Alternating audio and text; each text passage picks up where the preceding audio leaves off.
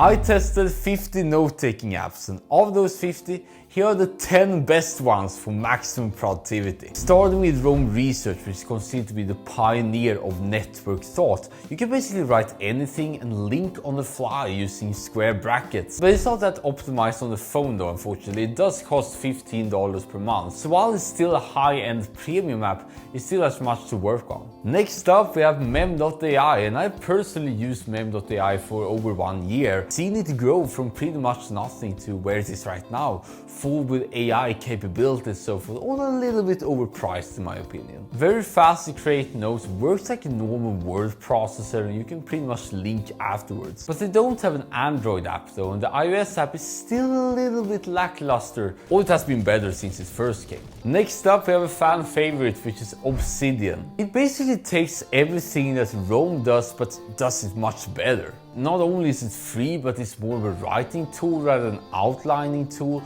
and you still retain a lot of these graph elements and linked notes. The notes are also stored locally on the device too. We also have Evernote, the OG note-taking app out there, very excellent all around. Capture everything, format it a lot, and make sure to have everything into it. Both via some integration, but you can also upload things like PDFs and handwritten notes and so forth. But it's still a little bit slower though, and there is some downsides if you just want to capture everything, but forget that you want to create as many notes as possible. And this for Google Keep comes in. You can pretty much type right here or click this button. And if you're using a lot of Google services, including YouTube, you will see that it integrates perfectly well with everything you do normally. So while it might look deceptively simple, remember that simple is not necessarily worse. In many cases actually better, because then you're more encouraged to write even more and use it in order to offload your thinking and offload your mental worries and so forth. But the most popular one has to be Notion, because it has a lot of things that the others don't have going for. We can talk databases, we can talk dashboards, we can talk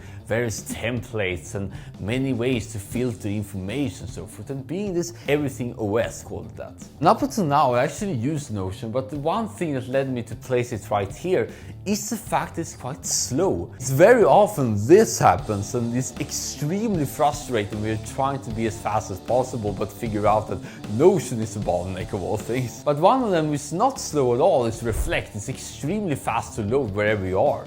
And you come immediately to the daily note feature where you can simply write down everything you have at top of mind. No holds bar there. And you can also create notes normally, even transcribe your own voice in case you want to put it easier that way. But it's not on Android though, and it costs $10 a month, and as a Reflect user myself, it's a little bit harder to create notes actually when there are so many options, like either writing in Today View and so forth. But that was until I came to a very surprising one actually. I haven't really heard about it before. Amplenotes is designed to streamline everything with productivity. It starts on the top where you can simply jot down everything you have on top of mind in a daily note fashion, and then you get translated down to notes, which then get translated down to tasks, which then you can place on your calendar. Never seen a note-taking app do things like this. But if you use other task managers like Todoist and so forth, maybe you want a more cleaner, more slick note-taking app, which is where the last two come in. Starting off, we have Apple Notes, and if you've seen this meme right here,